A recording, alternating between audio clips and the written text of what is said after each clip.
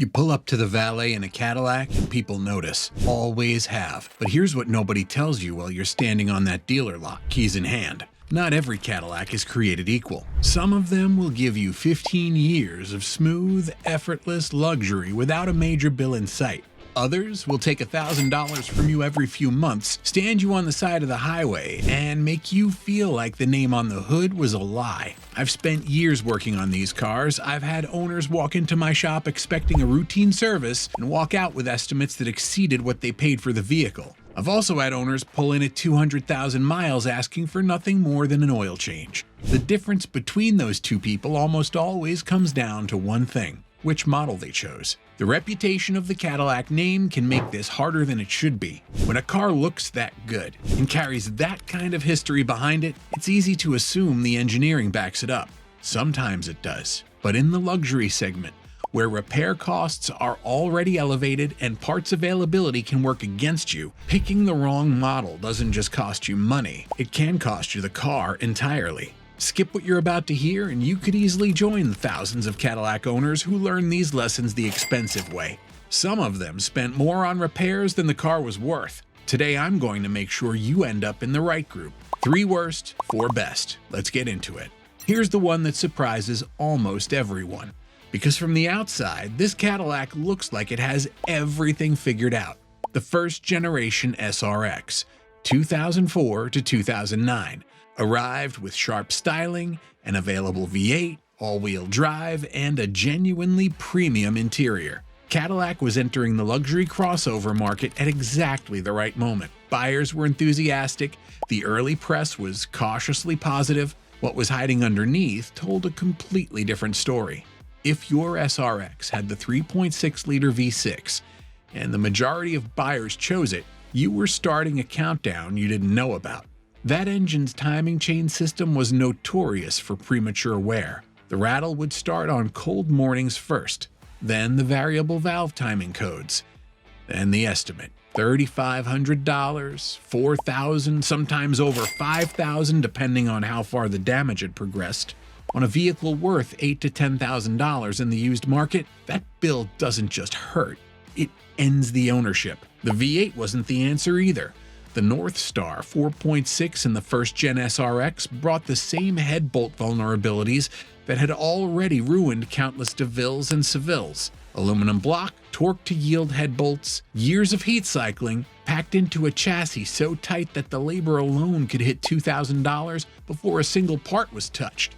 On top of the powertrain, first-gen SRX owners dealt with rear differential failures, sunroofs that leaked directly onto the electrical harness, and stability system gremlins that were expensive to diagnose and even more expensive to fix properly. These weren't isolated incidents. They were patterns that showed up consistently across ownership forums and in the repair histories of shops that worked on these vehicles regularly. By the time most of these crossovers aged into the used market, they'd been through 2 or 3 owners who had all made the same calculation. The next repair cost more than the car was worth.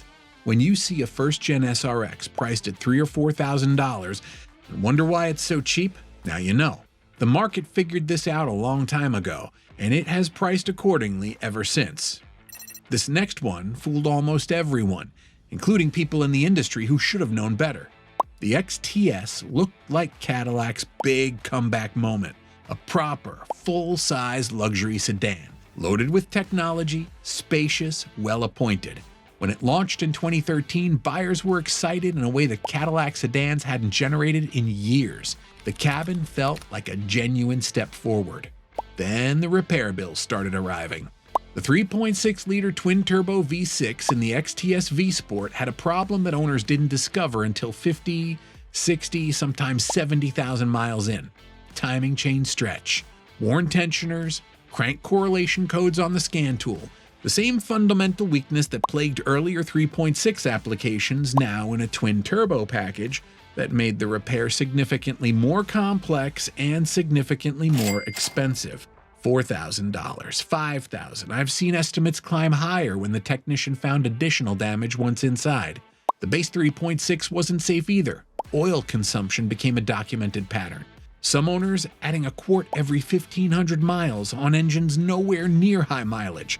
That starves the timing chain tensioners, accelerates wear on every lubricated surface, and starts a chain reaction that gets harder to stop the further it goes.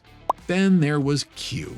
Cadillac staked the XTS's identity on an infotainment system that became slow, unresponsive, and genuinely frustrating well within the first few years of ownership. The touchscreen delamination problem was so widespread that Cadillac eventually extended the warranty on the screen itself. When a manufacturer quietly extends coverage on a specific component, they're telling you something they'd rather not say out loud. Add the powertrain concerns, the infotainment failures, and premature suspension wear together, and the XTS became an expensive car to keep on the road past 100,000 miles. For a vehicle positioned as a flagship sedan and priced accordingly, that is not a small disappointment. That's a failure to deliver on the promise of the badge. The worst Cadillac you can own right now arrived with genuine promise, and for a while, it looked like it was going to change everything. The ATS, specifically the 2013 to 2015 models. Cadillac was going directly after BMW. Rear-wheel drive, a sport-tuned chassis, a lightweight platform. The press responded with enthusiasm the brand hadn't seen in years. Owners were proud to have a Cadillac that actually wanted to be driven. Then reality showed up, usually around 60,000 miles with a repair estimate in one hand.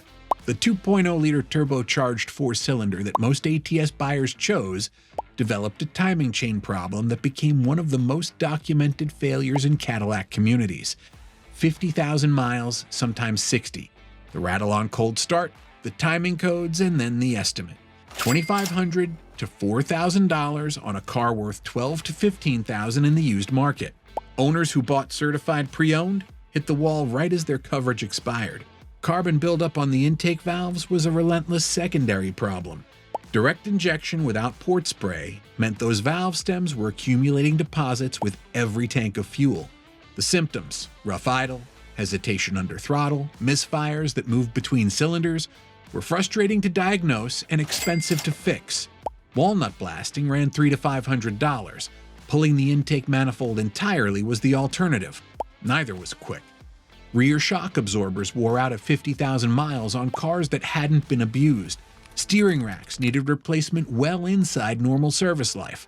The cabin showed wear faster than the price tag justified. Taken individually, any one of these issues is manageable. Together, on a car that was supposed to compete with BMW on every level, they added up to an ownership experience that fell well short of the promise. Before moving on, the 2017 and 2018 ATS models are meaningfully better cars. GM addressed the timing chain, improved the direct injection calibration, and tightened the build quality. If you're looking at a later ATS with a clean service history, the calculus changes. But the 2013 through 2015 cars were launched before the engineering was ready, and many buyers paid for that with money they weren't expecting to spend. Now, let's flip the script, because while ATS and XTS owners were absorbing repair bills they didn't plan for, owners of the right Cadillacs were crossing 150,000 miles on nothing but scheduled maintenance. That is the ownership experience Cadillac is genuinely capable of delivering. These are the four models that actually get there. Number 4 on the best list is the one that the most current Cadillac owners are actually living with. And the long-term reliability data behind this platform is some of the strongest the brand has ever produced. The XT5 2017 to 2023. The 3.6-liter LGX V6 in the XT5 is a fundamentally different engine than the early 3.6 applications that caused so much trouble in the SRX and XTS. The timing chain architecture was redesigned, the direct injection calibration was refined to reduce carbon buildup, manufacturing tolerances were tightened. Owners who maintain these engines properly are regularly crossing 150,000 miles without major powertrain repairs. Some are at 200,000 and still going. The platform is composed and quiet in a way that communicates genuine build quality. The cabin holds up over time without premature wear that showed up in some earlier Cadillac interiors. The infotainment system in post-2017 models is responsive and intuitive in a way that first-generation Q never managed, and the overall refinement of the vehicle feels appropriate for the price point in a way that some of its predecessors simply did not. The XT5 won't make your pulse quicken on the highway.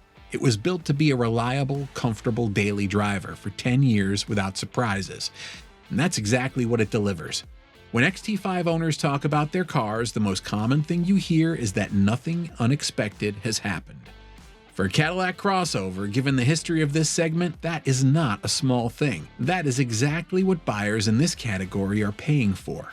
Number 3 is where Cadillac stopped apologizing and built something that could genuinely hold its own against the best sports sedans in the world, the third generation CTS, 2014 to 2019. This is the car that changed how the automotive world thought about what Cadillac was capable of. The platform was lighter and stiffer than anything the brand had ever used before. The 2.0-liter turbo was a genuine daily driver, responsive, honest, efficient. The 3.6-liter LFX in this generation had the timing chain weaknesses largely addressed, the result of the same engineering revision that produced the LGX and the XT5. Long-term ownership costs on both engines were substantially better than the second-generation CTS had delivered. Then there was the CTS-V, 640 horsepower, the supercharged LT4 V8 from the Corvette Z06, 0 to 60 in under 4 seconds, Brembo brakes, magnetic ride control, and a chassis precise enough to set a production sedan lap record at the Nuremberg when it launched. That is not a marketing claim. That is a timed lap on one of the most demanding circuits in the world, against cars that cost significantly more. Beyond the performance headline, the third-gen CTS aged well across the board. Interior quality held its integrity over time. The updated Q was a genuine improvement over the version that had damaged the XTS's reputation. Long-term owner satisfaction scores for this platform remain consistently high years into ownership, which is notable for a vehicle that was positioned and priced as a performance sedan. If you want to use Cadillac that drives like a proper sports sedan, holds together without surprising you with repair costs, and carries the engineering credibility that justifies the badge, the third-generation CTS is the clearest answer on this list. Number 2 doesn't need much introduction, but it deserves a real explanation because the answer is more specific than it looks. The 2007 to 2014 Cadillac Escalade. The reason this truck earns the number 2 spot has almost nothing to do with the Cadillac name and almost everything to do with what's underneath it. That 6.2-liter V8 is LS architecture, the same foundational platform that has powered Corvettes, Camaros, and full-size trucks for decades. One of the most extensively proven V8 designs in automotive history, with a durability track record across millions of vehicles and an enormous amount of real-world mileage.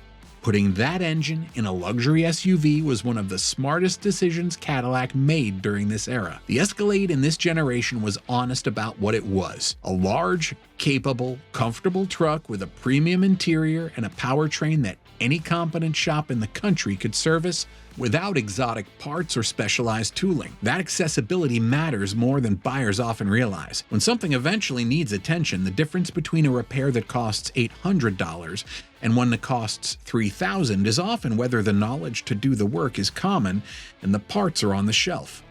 The LS architecture gives you both. Magnetic ride control on equipped models handled the transition between comfort and performance better than any full-size SUV had a right to at that price point. The interior after the 2007 refresh was legitimately luxurious, in a way that justified the Cadillac positioning and the premium over comparable trucks from Chevrolet and GMC. Active fuel management lifter failures affected some examples, and fuel economy was exactly what you'd expect from 6.2 liters moving 6,000 pounds. Neither fact changed the fundamental picture. These trucks cross 200,000 miles on routine maintenance with a consistency that is genuinely unusual in the full-size luxury SUV segment. That kind of long-term durability is rare enough to be the deciding factor. And the best Cadillac you can own right now is one the market has largely forgotten about, which is precisely what makes it the right answer. The 2016 to 2019 CT6 with the 3.0-liter twin-turbo V6. While CT6 owners were crossing 150,000 miles on oil changes alone, XTS owners in the same year were writing $4,000 and $5,000 checks for timing chain repairs. Same brand, same era, completely different engineering, completely different ownership experience. The CT6 was Cadillac's genuine flagship, built on an all-new platform using multi-material construction that kept the weight down despite the size. Rear-wheel drive, available all-wheel drive, and the 3.0-liter twin-turbo producing 400 horsepower and 400 pound-feet of torque with refinement that matches the price point. What separates this engine from the troubled 3.6 is the architecture. The twin-turbo 3.0 was designed without the timing chain vulnerabilities that followed the high-feature 3.6 through multiple model years. The platform was modern enough to avoid the legacy compromises that had haunted other Cadillac nameplates for too long. Owners who have maintained these cars consistently report repair costs that compare favorably not just to other Cadillacs but to European competitors sold at significantly higher prices. Super Cruise hands-free highway driving was available at a time when the technology was genuinely ahead of what the competition offered. The rear seat experience in long wheelbase trim was world-class, and because the CT6 was discontinued before it built the recognition it deserved, the used market has never priced it in the way the engineering merits. A 2018 CT6 with the 3.6 twin-turbo can be purchased for a fraction of what a comparable BMW 7 Series or Mercedes S-Class from the same year would cost, with better real-world reliability and lower long-term maintenance expenses. That combination is not common. It's a genuine opportunity for the buyer who does the research before signing anything. 7 Cadillacs. 3 that will cost you far more than they're worth and test your patience in ways you didn't budget for. 4 that will deliver everything the name promises and reward you for choosing correctly. Cadillac's history is a story of real highs and real lows. Cars that defined what American luxury meant, and cars that did lasting damage to a reputation that took decades to build. The difference between a great Cadillac ownership experience and a painful one comes down to which model you chose and which generation you bought. Stick to the platforms with the long-term data behind them. Avoid the ones with known systemic problems, no matter how good they look or how well they're priced. And no matter which Cadillac you end up with, consistent and timely maintenance is the variable that separates the cars that go the distance from the ones that don't. Which of these have you owned?